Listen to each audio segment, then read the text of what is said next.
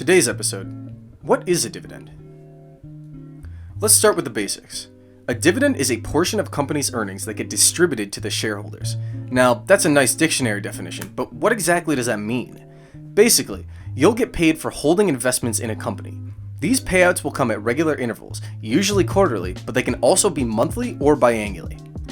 The size of this payout, known as the dividend yield, varies from company to company, although it usually sits around 2%. We'll cover dividend yield more in depth in a future video. As an example, let's look at at&t. If you owned one share throughout 2020, you would have received $2.08 in payout by 2021. This amount would have been given to you quarterly, 4 payouts of 52 cents each.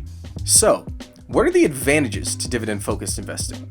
First off, it's a less volatile way to build wealth for the future. This is because dividend-paying companies have been proven to manage their capital more conservatively, and as a result have fewer financial problems than their non-dividend counterparts. Dividends also create a form of passive income, money that can be used for a variety of applications, whether it be that air fryer you've been eyeing, those car repairs you've needed, or a $400 statue of Naruto. But wait, before you put all of your money into dividend stocks, just know those purchases won't come overnight. Dividend investing is a long-term buy and hold strategy. The longer you hold and the more you invest, the more you'll get out of it. Maintaining a strong dividend history is of utmost importance to dividend-paying companies. This is because it's seen as a token of trust between institution and investor. Lowering or cutting a dividend is not just a mark of failure on a company, but also serves as a red flag to prospective investors. Just how important is it for a company to maintain their dividend? In 2020, ExxonMobil went as far as halting contributions to employee 401k accounts so that they wouldn't have to cut or decrease their dividend payouts.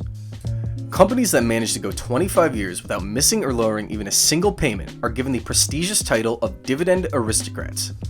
These companies are often thought of as some of the smartest investments for long-term growth.